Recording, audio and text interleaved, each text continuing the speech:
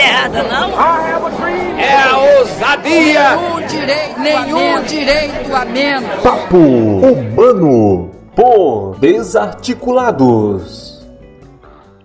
Começando o nosso Papo Humano, um dedinho de prosa sobre humanidades. Nosso episódio inicial, número 01, aquele que inicia toda a nossa caminhada, o nosso percurso. O Papo Humano é um podcast aí servido para vocês pela área de humanas do Marista São José. Nós temos como proposta discutir alguns assuntos que estão aí na boca do povo, na discussão popular, mas também dentro dos conteúdos trabalhados nas áreas de ciências humanas. Isso aqui é um acréscimo às propostas que nós temos discutido dentro das áreas. Hoje, nesse nosso programa número 1, nós vamos falar sobre a aceleração da vida e seus reflexos em tempos de pandemia, falando um pouco mais sobre essa temática e como essa aceleração da vida, quando isso começou, como isso fluiu, como isso chegou até nós, como chegamos até aqui e como isso acontece em tempos de pandemia. A nossa ideia é não ter as respostas, mas buscar as boas perguntas e principalmente desenvolver uma boa prova.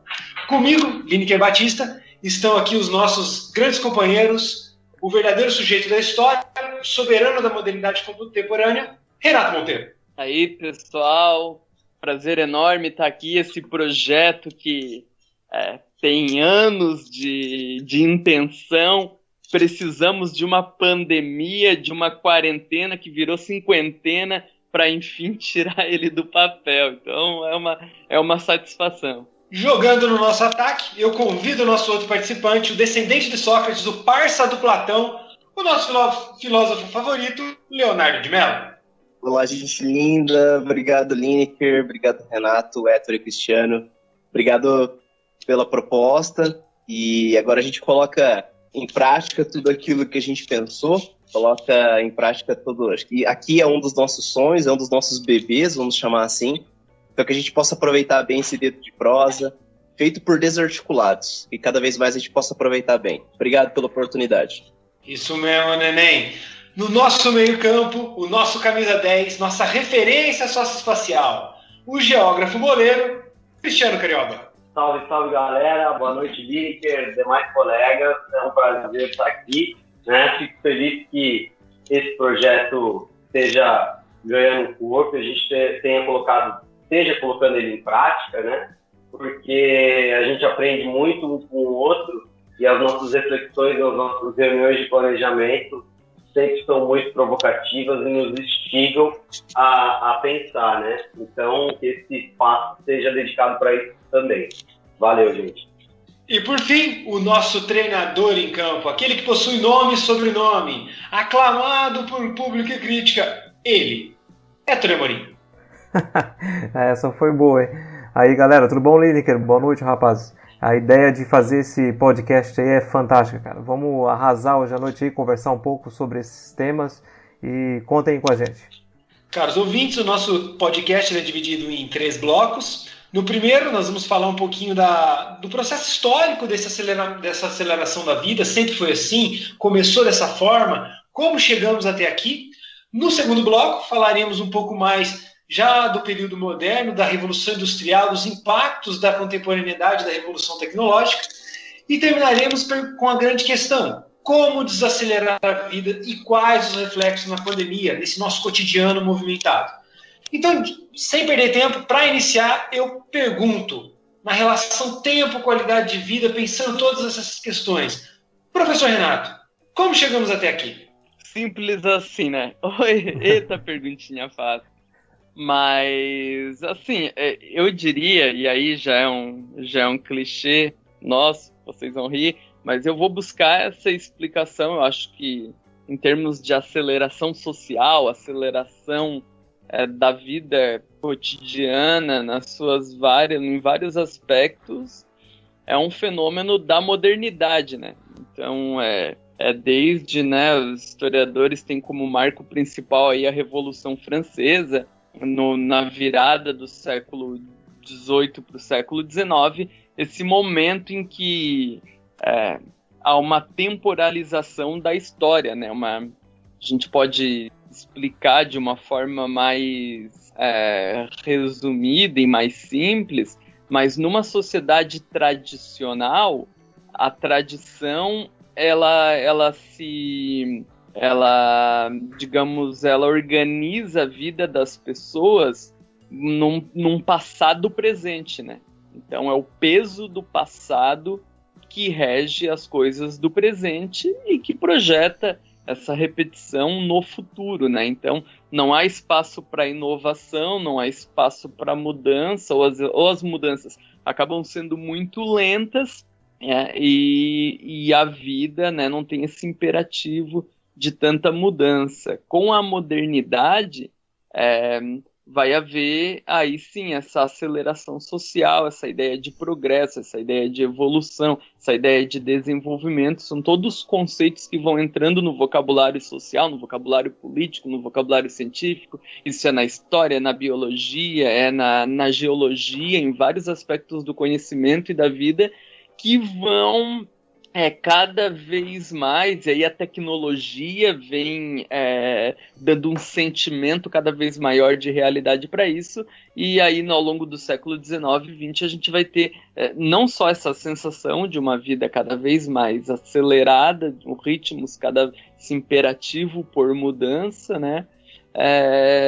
Mas também não apenas a sensação, mas de fato a constatação de todos esses fenômenos, de todos esses processos, né?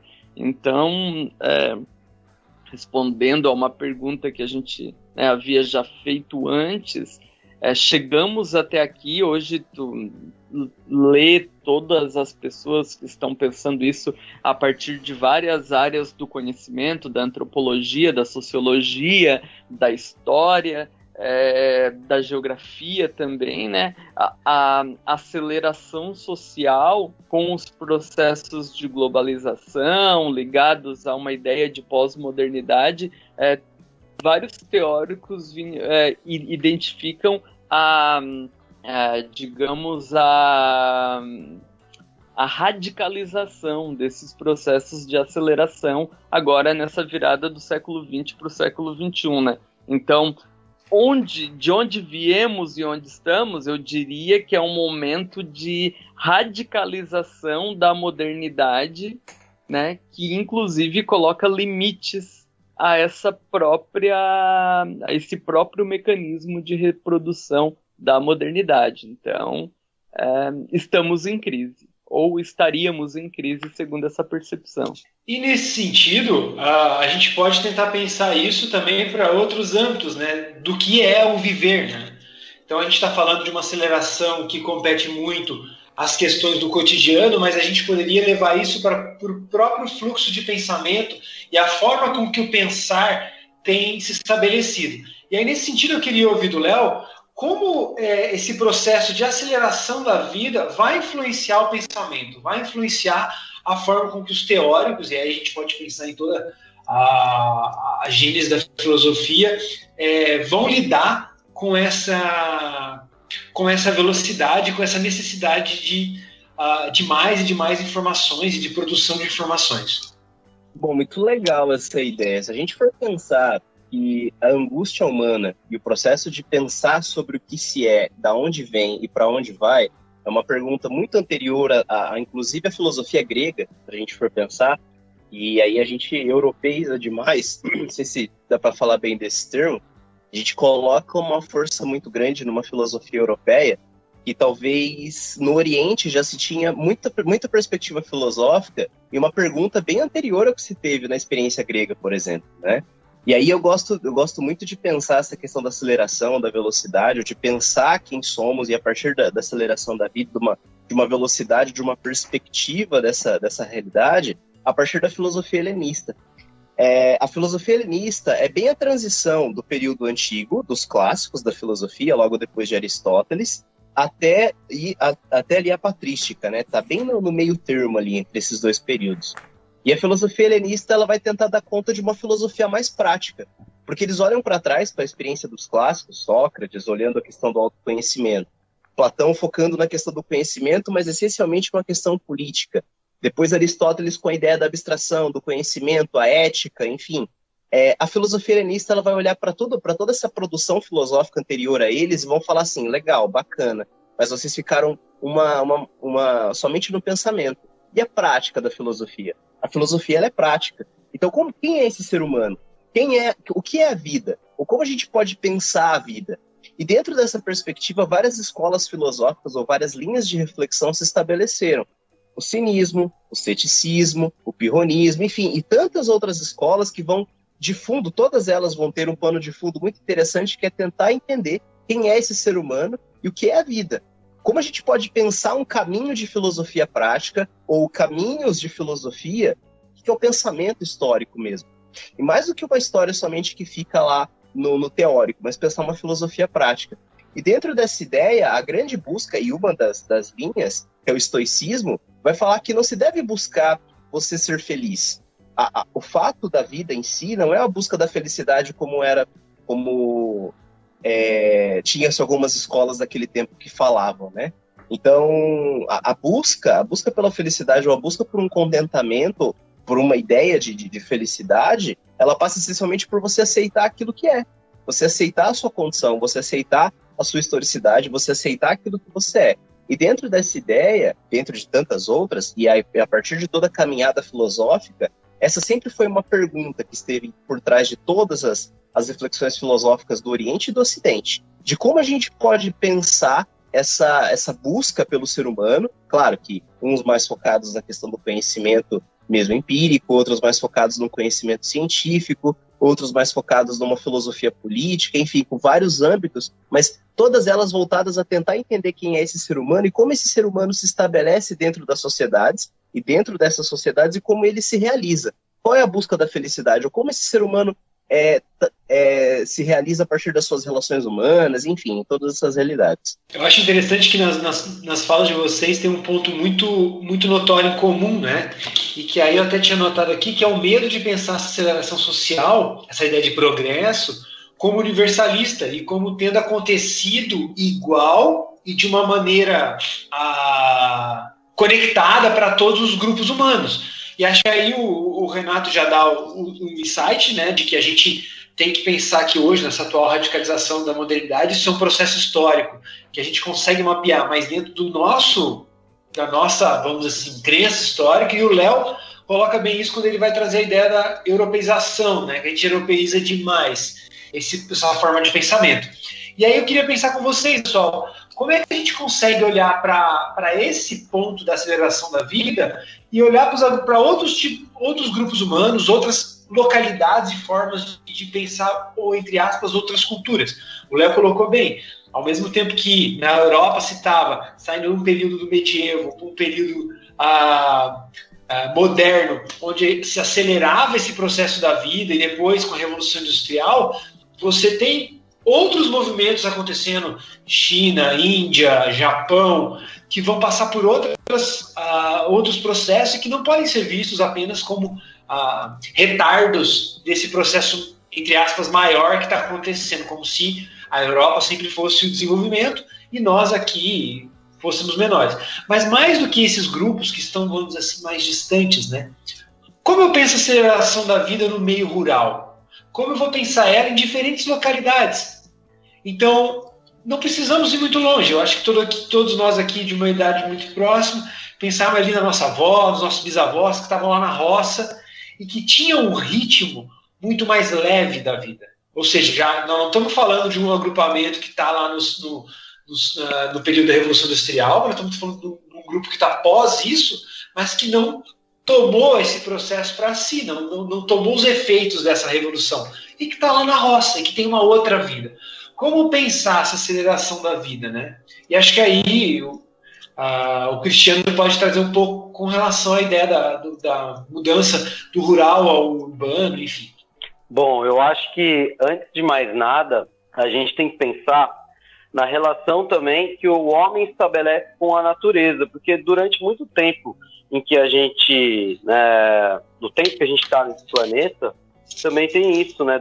Até acho que antes da Revolução Industrial, a gente tinha uma relação com a natureza, a gente sempre procurou satisfazer as nossas necessidades humanas básicas. Eu acho que esse era o conceito de felicidade até um determinado período da história, e a partir do advento da Revolução Industrial, onde há essa transição, início dessa transição campo-cidade, né? Porque a urbanização ela acompanha, né? Ela acaba sendo um reflexo da industrialização e também das relações que são estabelecidas, né? A própria lei de cercamentos na Inglaterra, as terras comunais que passam a ser privatizadas e a saída, então, dos camponeses em direção às cidades muda totalmente essa relação tempo e qualidade de vida na história, né? A gente poderia até remeter a uma obra do Engels, onde ele fala sobre a situação da classe trabalhadora na Inglaterra, né? Onde as cidades eram insalubres, as pessoas viviam para trabalhar e viviam numa condição quase de subsistência muito pior do que a qualidade de vida que existia antes num outro modo de produção, como o feudalismo, né? E também a relação tempo, né? Porque o tempo passa a ser percebido também de uma outra maneira a partir do momento que os trabalhadores são submetidos a jornadas longuíssimas de trabalho, né? Então, acho que esse é um marco importante para a gente pensar sobre isso. E também, aí, depois, no momento mais para frente na história, né? Aí, a partir da década de 70, com a Revolução Técnico-Científica, a gente vai ter, né, uma intensificação do processo que a gente chama de globalização, né? Com as melhorias e avanços nas áreas de comunicação e transportes, né? Mas acho que essa é a grande sacada aí. Então, nesse sentido, o Cristiano traz algo bem importante, né? De que chega um momento, né, onde comer já não basta, na nossa relação com o meio, e é preciso pensar em algo mais, né? Existe um tempo para pensar em algo mais. E esse algo mais, a gente vai, cada sociedade vai se chamar de uma coisa, mas a gente tende a chamar de qualidade de vida, de busca pela felicidade. E aí, Héctor, eu me pergunto bastante, como esse processo, ele afeta a nossa sociedade nesse momento? É uma boa pergunta. Principalmente que nós estamos em um momento de isolamento e passa pelas nossas cabeças uma preocupação muito grande com o futuro, né? É um futuro que é incerto porque é um momento uma situação que a gente nunca viveu e aí então vem muitas ideias, muitas especulações e a gente não sabe bem o que pode estar acontecendo aí em algum tempo, né? Então, diante disso, a gente se questiona também sobre a felicidade, assim. Como é que eu vou poder voltar a ser feliz quando há tantos discursos, né, tantas falas que dizem que a vida não vai voltar a ser como era antes, né? E isso ecoa em nossas reflexões, nossos pensamentos, principalmente porque é difícil se estabelecer em tão pouco tempo. Então é preciso. A gente sabe que a busca da felicidade durante a história foi sempre algo muito pertinente, né? Embora, se pegássemos aí, por exemplo, a felicidade na época da cristandade, a gente sabe que a felicidade só seria plena se na vida eterna, somente depois da morte.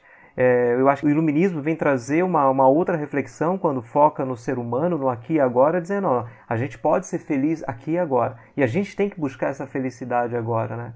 E isso moveu toda a nossa literatura, move as nossas produções cinematográficas, né? Porque faz com que a gente veja que é possível ser feliz e a gente tem que buscar a felicidade. Só que caímos num outro extremo, né? É como a gente fala, por exemplo, na questão do pêndulo da história. Nós estávamos num extremo onde nós postergávamos de tal maneira o viver feliz ou a vida boa, como o Léo falava agora há pouco, né? E a gente, agora a gente diz, ó, temos que viver num desespero imenso de ser feliz, como se todo mundo fosse obrigado a ser feliz ao tempo inteiro. E não é bem isso, né? Então, quando a gente traz essa reflexão, eu poderia citar, por exemplo, aqui no século XX, já, né, essas duas guerras que tivemos e que marca um momento triste da vida das pessoas e que pós-guerra foi tão difícil, né, acreditar que era possível ser feliz ainda. Fico imaginando agora, se a gente, claro que não vamos comparar o que a gente está vivendo ao período da guerra, da Segunda Guerra ou da Primeira Guerra, mas como é forte esses momentos e marcam a vida das pessoas, né? Se nós que somos adultos refletimos sobre isso, já nos traz um pouco de angústia, imagine na cabeça de crianças e adolescentes, ou de pessoas que realmente às vezes precisam um pouco mais de apoio nesse momento, a pensar que como é que vai ser, eu vou ser feliz daqui a pouco, né? Como é que eu posso ser feliz? Esse fechamento do futuro, Héctor, é muito interessante tocar nesse ponto, porque assim, né? A gente está falando de progresso e de aceleração. De onde que vem essa ideia de progresso, né? Como, então? Porque o tempo, como que um tempo pode acelerar se a Terra gira em torno do Sol, em torno do próprio eixo, na mesma velocidade, não é? É por isso que a gente está falando de aceleração social, porque não é o tempo natural que está mais rápido ou mais lento. É a maneira como a gente vivencia ele socialmente. A percepção do tempo, né, e da vida cotidiana socialmente que se acelera, e não o tempo em si, o tempo numa questão mais... um tempo natural, né, que seria um tempo mais natural. Mas veja, no iluminismo ali, quando o Ettore falou, que é a virada que antes eu tinha me referido à virada do século XVIII para o século XIX.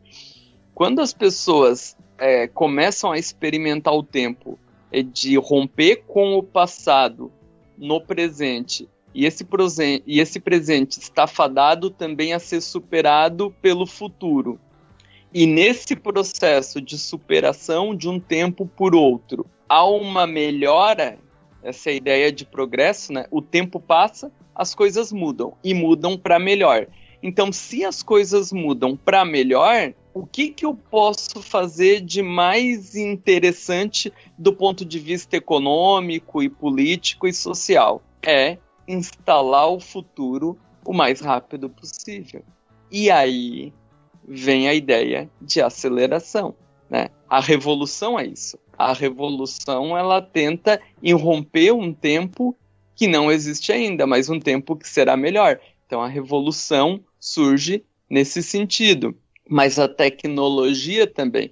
Então, essa ideia de que eu estou correndo, eu estou acelerando, eu estou com a cabeça no futuro, mas porque o futuro vai ser melhor. E quanto mais rápido eu atingir esse futuro, melhor. O problema é que esse futuro vai escapando, né? É igual tu buscar o baú do tesouro que está atrás do arco-íris. Ou seja, tu vai andando e o arco-íris vai sempre escapando no horizonte. Por quê? Porque ele não tem fim, não chega. Eu acho que com as guerras ali, que o Ettore falou, e outras catástrofes do século XX, e principalmente a questão ambiental, já mais no final do século XX agora, vai colocar a gente com esse futuro, ao invés de otimismo, a gente vê o futuro como algo pior, né? Então nós temos uma sensação, que aí é o que o sociólogo e filósofo alemão Hartmut Rosa, no livro dele, que se chama inclusive Aceleração Social, ele vai dizer que seria como agora a gente tivesse, sei lá, como correndo numa escada rolante ao contrário, ou seja, tu fica andando apenas para não ficar parado, tu fica andando porque se você parar, você regride, não tem mais a ambição de chegar a algum lugar melhor. Não, é uma aceleração para continuar no mesmo lugar. Então esse é o grande problema. Por quê? Porque o futuro está fechado. Há uma sensação de que o futuro não será melhor. E vejam bem, eu não estou dizendo que o futuro não será melhor, mas quando tu pensa em termos de recursos naturais, em termos de guerra, agora em termos de pandemia, em termos de emprego, em termos de desigualdade social, no horizonte se estabelece uma expectativa de piora, né? E isso afeta bastante a nossa qualidade de vida, né? Com esse fechamento das nossas expectativas. Interessante perceber essas relações, essas perspectivas que vocês colocam, que é muito legal. E outra coisa que me veio em cima da fala do Ettore e da fala do Renato, vai de encontro a essa ideia de aceleração, como é um pecado social, quase, você dizer que você está triste, você dizer que você está mal, você dizer que você está com dúvida, que você está angustiado. logo já vem uma outra pergunta, mas por quê? Nossa, mas você tem tanta coisa, você olha a tua família, olha as coisas que você tem, olha a tua casa, olha o teu carro, o que acontece? Então, esse processo de você buscar uma felicidade agora, um passo hedônico da parada, você olhar para si a todo tempo, faz com que as pessoas, criando a ansiedade, que é você ou viver muito de futuro ou você viver muito de passado, você esquecer do seu agora. E o Ettore colocou um ponto muito legal. E quando você esquece do seu agora, gera essa coisa, ansiedade. E a ansiedade é como se fosse um degrau. E aí, o próximo degrau é a depressão, o próximo degrau é o suicídio, e assim vai. Então, quando a gente percebe e tenta fazer perguntas anteriores a essas realidades, a gente percebe que o processo de aceleração vai de encontro a várias outras facetas e várias outras realidades que se mostram na sociedade, e aí que a gente percebe num grande mundo doente, uma sociedade doente. E aí a gente pode observar nos filmes, nas músicas, as várias críticas que observam, que advêm de toda essa realidade, colocando um ponto importantíssimo dessa sociedade, que é uma sociedade doente que mascara no sorriso, que mascara na beleza, que mascara, faz com que as pessoas esqueçam do próprio processo de vida e principalmente façam questionamentos, principalmente de cuidar do agora, do momento presente. E aí eu costumo dizer que o presente, ele chama-se presente porque é pensar no sentimento que dá quando você ganha um presente. Qual é o sentimento que vem? É justamente isso, o presente se chama presente por isso, pela coisa gostosa, pelo prazer, mesmo que não é um prazer, mesmo que a gente perceba o gostoso da coisa, quase como o Epicuro fala, de uma realidade, de uma felicidade, um prazer a todo momento, mas você curtir aquilo que está acontecendo naquele momento ali, nos sentimentos que se colocam. E quando a gente perde essa capacidade de convidar outras pessoas a também fazer esse processo, ou a gente mesmo se dá conta de cuidar do nosso presente, do momento presente, a gente vive de ansiedades, a gente vive de coisas que a gente não consegue alcançar porque está no futuro e de coisas que já passaram. Galerinha, achou que seria fácil? Terminando o nosso bloco 1 do podcast Papo Humano, voltamos logo mais para o nosso segundo bloco. Continue com a gente. Papo Humano. Salve, salve pessoal, voltando para o segundo bloco do podcast Papo Humano. Estamos hoje falando sobre a aceleração da vida e seus reflexos em tempos de pandemia. Falamos bastante aí sobre como chegamos até aqui, como era antes, o que isso afeta na forma com que nós vivemos, no que a gente chama de busca pela felicidade, como alcançar essa felicidade. E aí chamou a atenção para o bloco 2, a gente falar um pouquinho sobre os impactos reais, né, da Revolução Industrial e da Revolução Tecnológica e como isso afeta a nossa vida, como isso afeta a nossa vida cotidiana. E para pensar um pouco disso, eu me lembro de um sociólogo chamado George Simmel. O George Simmel, ele é dentro da sociologia, nós temos os 3 porquinhos, né, os clássicos, Durkheim, Marx e Weber, e o Simmel é o porquinho feliz que saiu para viajar e nunca mais veio para casinha e foi curtir a vida. Ele não era um teórico, assim, digamos, era acadêmico no puro sentido, ele era um ensaísta, e um dos seus grandes ensaios, ali no começo do século XX, do século XIX para o século XX, ele vai escrever sobre as grandes cidades. E um ponto da teoria dele me chama a atenção, um ponto desse ensaio chama a atenção para a gente startar e iniciar esse segundo bloco. Quando ele diz assim, imagine você se todos os relógios de Munique, porque ele é alemão, estivessem em horários diferentes, como aconteceria a vida? Ou seja, aí ele faz uma provocação muito grande, de que há a necessidade de sincronização do tempo. Como o Renato chamou a atenção, o tempo não acelera, mas o tempo social se acelera, ainda que ele ainda seja regido por uma numerologia sequencial, a gente chama de relógio. Mas esse tempo tem que ser sincronizado. E como a Revolução Industrial e quais os impactos da Revolução Industrial nesse viver a vida? O Giddens, né, já para colocar outro sociólogo na roda, o Giddens tem uma ideia muito interessante. Agora eu fiquei até em dúvida se é do Giddens. Não, acho que não é dele, não. Bom, que seja, de um outro historiador que eu não lembro o nome, acho que eu ando lendo muita coisa. Mas ele vai mostrar como que no Japão, que vai modernizar o Japão e modernizar, criar uma sociedade do tipo industrial moderna, né? Industrial, então, ele vai dizer que os relógios europeus existiam no Japão antes. mas eles eram que meio assim artigos de luxo, sabe? Como você tem um aquário em casa, você bota lá na sala para ornamentar, né? Tinha o relógio. Ou seja, numa sociedade não industrial, não moderna, não há necessidade de sincronização do tempo. Por quê? Porque o tempo é o tempo natural. Então é o ritmo da chuva, das estações, da noite, do dia.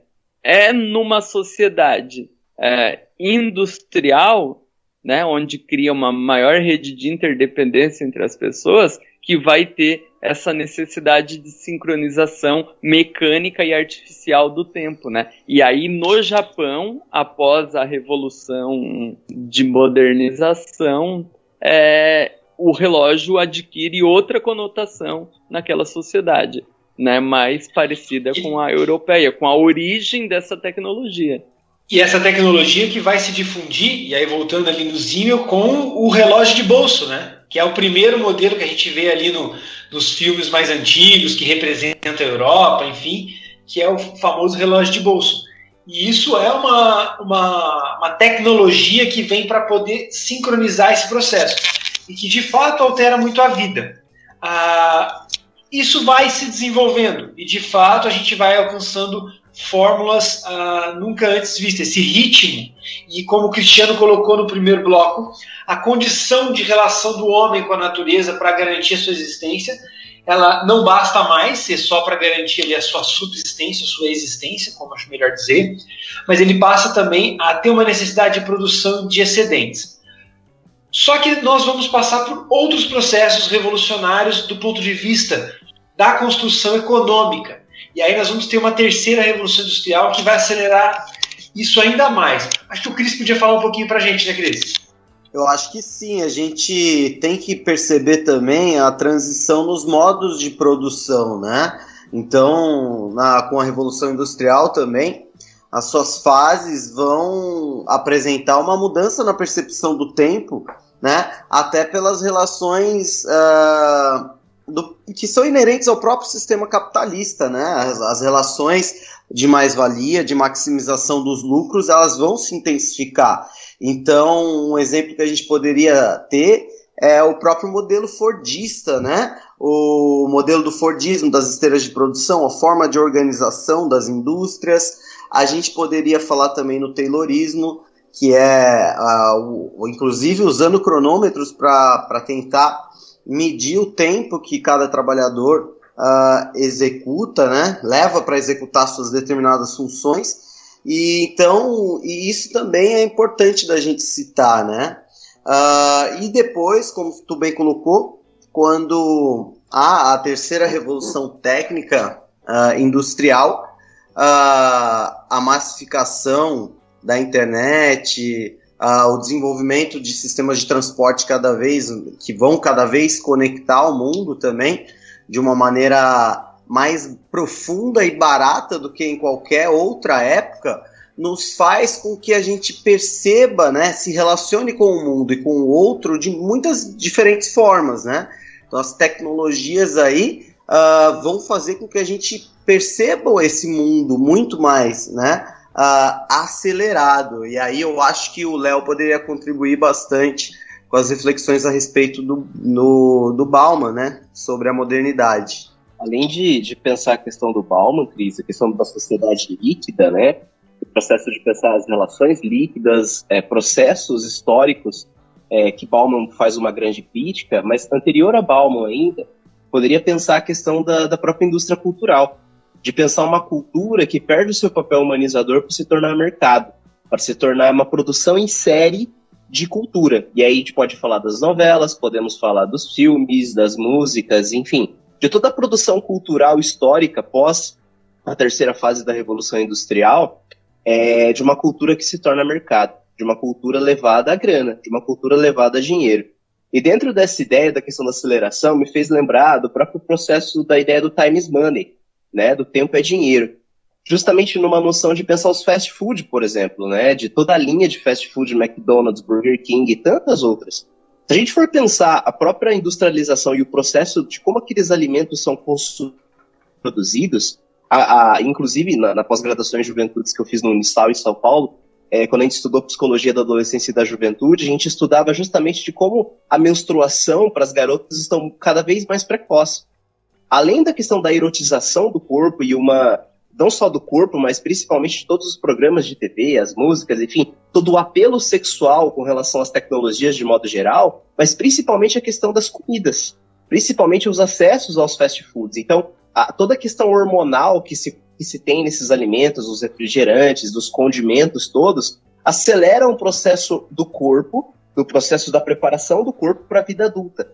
E é muito interessante a gente pensar essas relações, de como às vezes são coisas, entre aspas, nocivas, que estão aí às nossas vistas e que às vezes a gente se esquece. É muito interessante pensar tudo isso.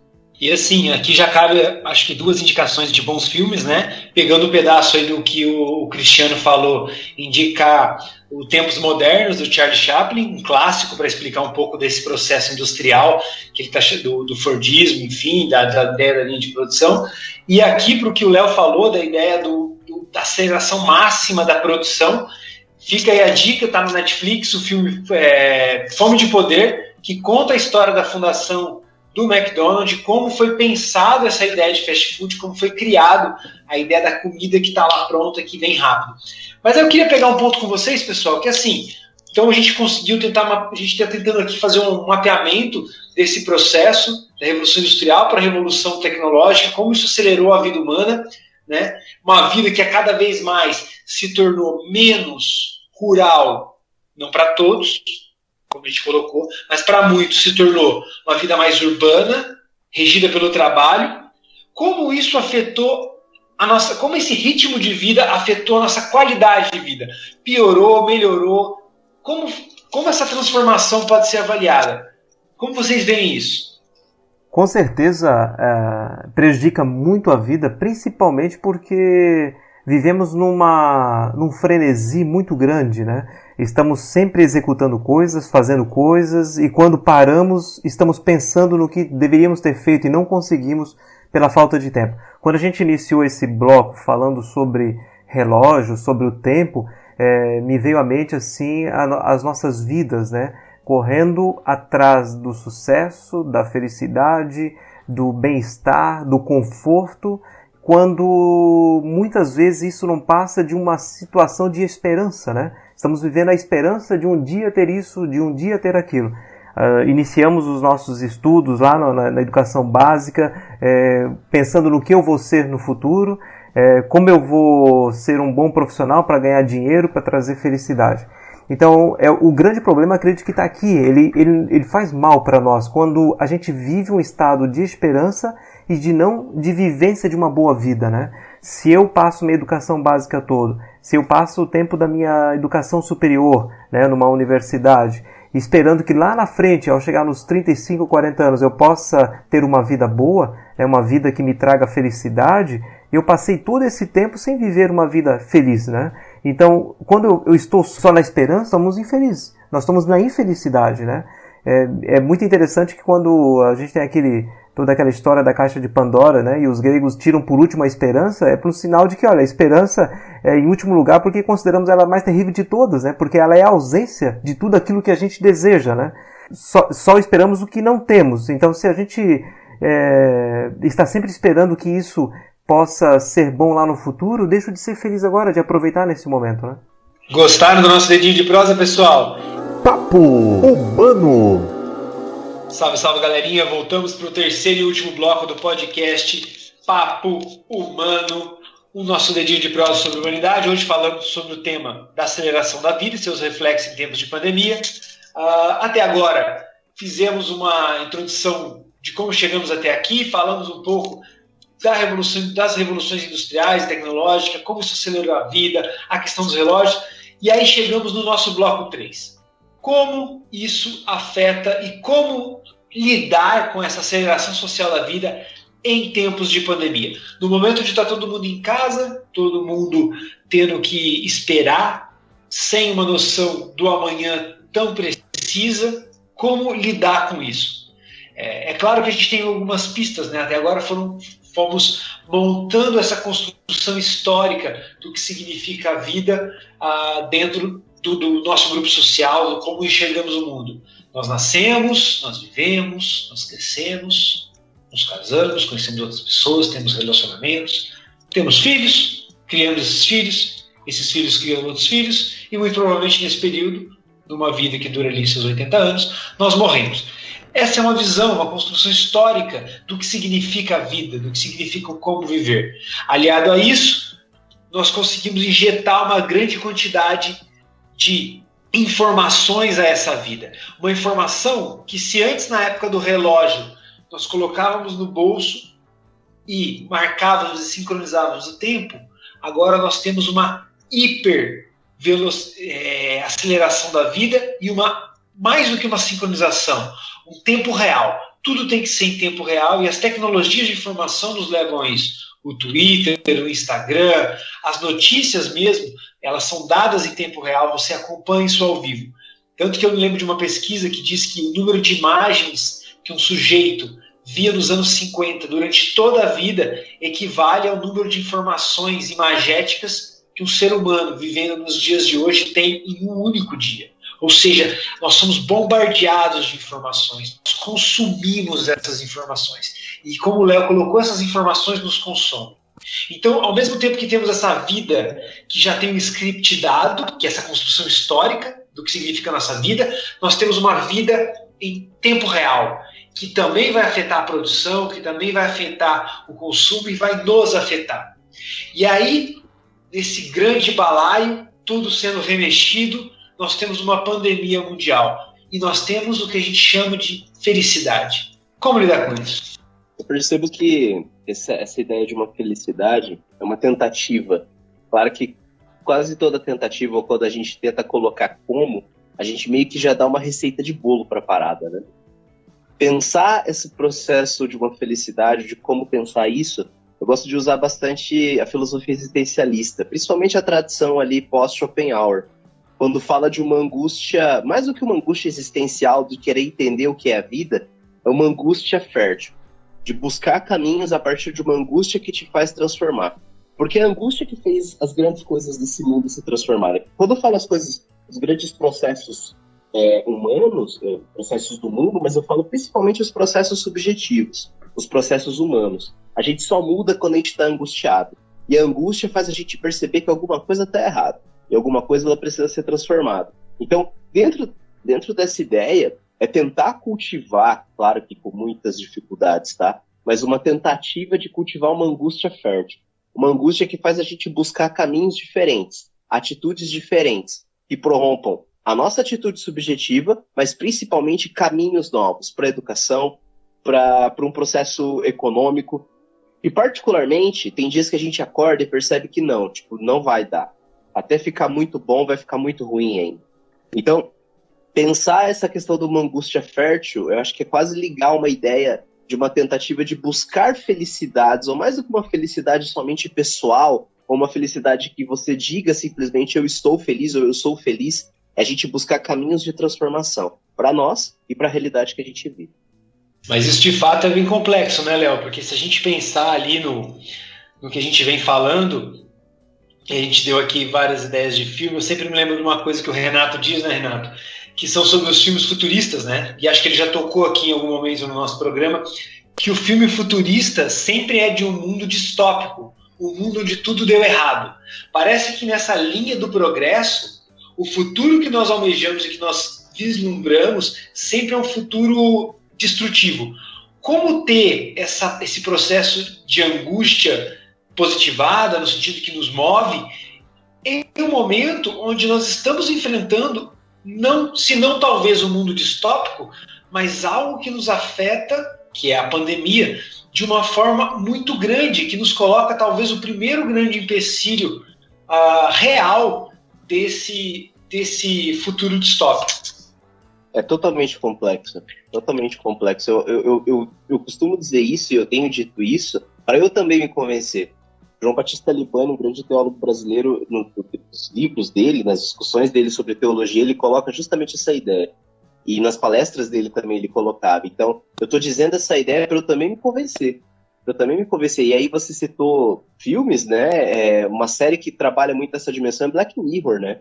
Uma série totalmente que trabalha dimensões distópicas, algo que você olha e fala assim, nossa, mas isso tem muito da nossa realidade. Ou a gente pode pegar até Foucault, quando ele coloca a questão do panótipo, né? Da ideia do vigiar e punir. Eu lembro que eu estava na filosofia e eu olhava toda aquela rotina da ideia do panótipo e tal, e como ele colocava aquele conceito, eu olhei e falei, nossa, mas é minha vida de seminário isso aqui.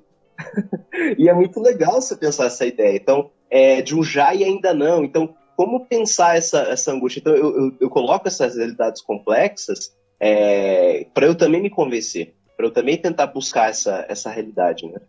A distopia, ela acompanhou, né? Então, ela acompanhou a utopia na modernidade, né? A utopia, essa sociedade perfeita a ser construída, né? Então, talvez a utopia mais popular, né, que ganhou mais força científica e política, inclusive, é a utopia da sociedade sem classes, né? A utopia do marxismo, do socialismo, mas a distopia sempre acompanhou também, né? O que pode dar errado disso tudo, né? E aí talvez nisso a utopia do totalitarismo no 1984, né, do George Orwell, que seria essa utopia do panótipo que o Léo está falando, né? Dessa vigilância total. O vírus, né, ele veio para quebrar aquela aceleração que eu falava antes, e aquela aceleração sem perspectiva de futuro, uma correria para permanecer no mesmo lugar apenas, sem o objetivo de chegar a lugar nenhum. Bom, ela parecia que ela não tinha como ser quebrada. E foi pelo vírus. Nós não tínhamos nenhum movimento político atualmente, social, que tivesse força ou que parecia ter força de fazer com esse mundo capitalista, esse mundo acelerado, o que o vírus fez, que foi parar. Então, o Léo falou agora uma ideia, né? A gente está entre um não mais e um ainda não, né? Que a Hannah Arendt chamaria de uma brecha no tempo. Essa brecha no tempo, ela cria possibilidades de se fazer outra coisa. Agora, que essa outra coisa vai ser melhor, nada garante, né? Então, essa outra coisa que vai surgir dessa crise que nós estamos vivendo atualmente, dessa brecha no tempo, dessa oportunidade, ela é uma oportunidade para todas as coisas. E aí, assim, pode piorar, pode melhorar. E esse piorar ou melhorar depende de atuação política.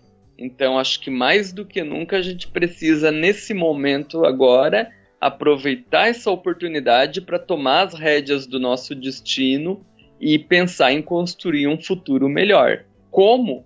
Aí a gente precisa sentar e discutir. Renato, eu acrescentaria ao que a gente poderia discutir.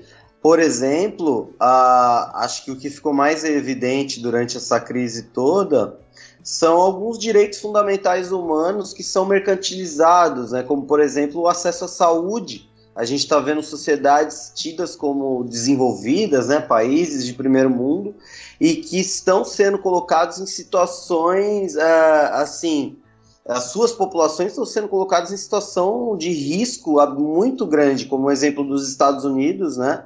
Que é o atual epicentro dessa pandemia no mundo. E outras coisas também, né, das relações de trabalho, né, da valorização de algumas profissões tão desvalorizadas, como é o caso dos entregadores de aplicativo, né, que passam por uma precarização do seu trabalho, uma desvalorização constante nos últimos anos, e nessas horas estão atuando na linha de frente, seja também as outras pessoas que trabalham com atendimento ao público, né, de serviços essenciais. Então, essa pandemia também tem nos feito refletir sobre muitas coisas. A nossa relação com a natureza, né, vários lugares do mundo apresentando o planeta dando respostas, né, de que ele está ali e que essa pandemia tem feito ele se mostrar de outras formas, né, seja com a redução da poluição atmosférica verificada em vários países, seja a volta de algumas espécies, né, o reflorescimento da biodiversidade.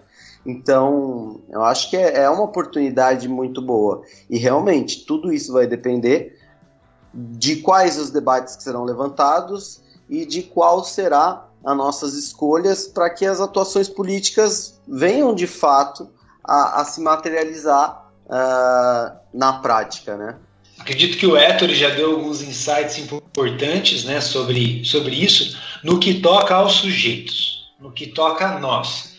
Porque quando a gente pensa em tudo que foi dito, isso é muito importante, a gente pensa nessa marca política, mas vem uma pergunta, né?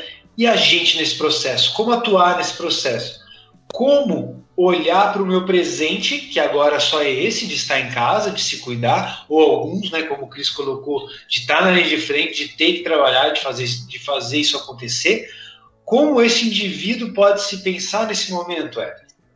Então, Lineker, as falas dos colegas são muito profundas, né? E eu estava aqui meditando, pensando nisso, todas essas transformações, essa mudança de comportamento que o Cris coloca, né? Nós precisamos entender de que as coisas mudam.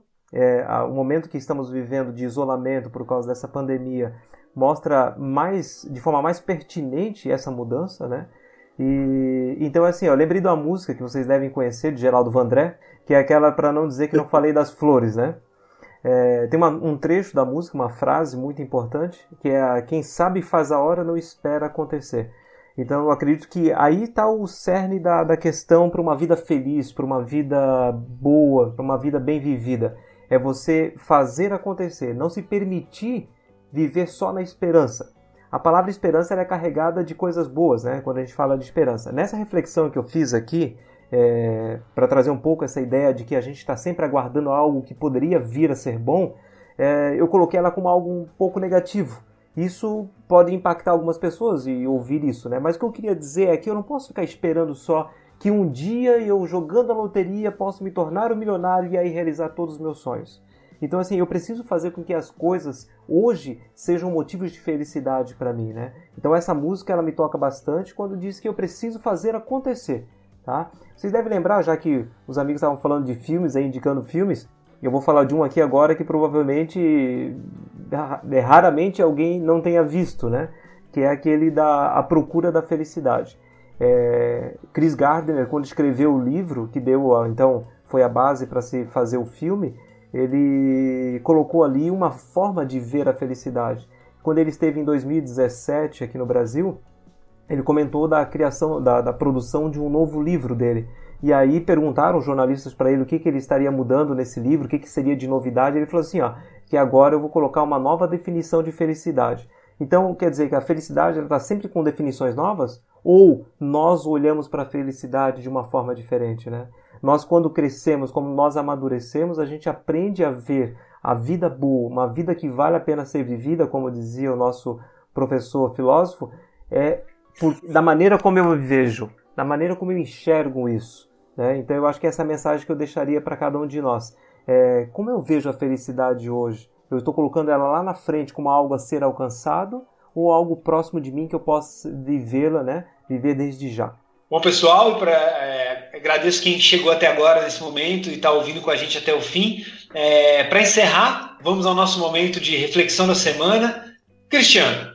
Bom, o meu momento de reflexão é que não fiquem focados só nas notícias ruins, né? Tirem um tempo para você, vai fazer alguma coisa que você gosta, assistir a sua série preferida, vai ler um bom livro, dê uma respirada de tudo isso, porque é uma coisa que eu sempre penso, não tem tempo bom e não tem tempo ruim que dure para sempre. Então, a gente precisa se manter são também na cabeça nesse momento tão difícil. Um grande abraço, pessoal, foi um grande prazer estar com todos vocês aqui. Valeu! Palavras sábias do nosso Camisa 10. Héctor Amorim, a sua reflexão final. Então, meus amigos, a receita para a infelicidade é justamente sonhar com uma vida radicalmente diferente do que aquela que realmente vivemos. Toma essa, garoto! O cara é fera, bicho! Não, agora falando sério, Leonardo. Como diz a música do Caetano Veloso, que nós possamos reconhecer cada vez mais o dom e a dor que é ser o que se é. Então, que a gente possa cada vez mais aproveitar o que nós somos. Se talvez a gente percebe que estamos vivendo muito de futuro ou muito de passado, vamos viver no agora. O presente tem justamente esse sentimento, essa ideia gostosa de receber algo bom. Mesmo que por inúmeros motivos ele se perceba tão ruim, tão desastroso e tão tenebroso. Cuidar da gente. Acho que essa é a ideia. Direto para o nosso centroavante, Renato.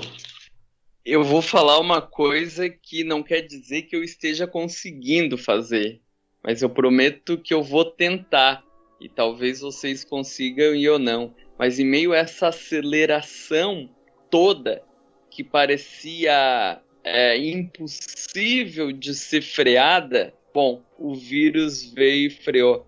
Gente, não vamos perder essa oportunidade que o vírus nos deu de desacelerar, aproveitar esse momento. Talvez a vida volte logo em seguida para aquele ritmo intenso de sempre, e a gente vai lembrar, lá quando estiver velhinho, contar para os nossos netos de uma vez, de um dia, que a Terra parou.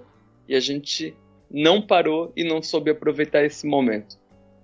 É isso aí, pessoal. Com as reflexões finais aí de cada um, nós encerramos o nosso podcast. Gostaria de agradecer a todo mundo que participou, o Cristiano, o Héctor, o Leonardo e o Renato.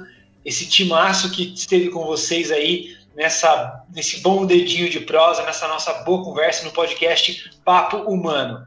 Sigam com a gente. Até o próximo episódio. Um abraço. Tchau. O professor não saiu pra lecionar, pois sabia que não tinha mais nada pra ensinar. No dia em que a Terra parou, no dia em que a Terra... Papo Humano por Desarticulados.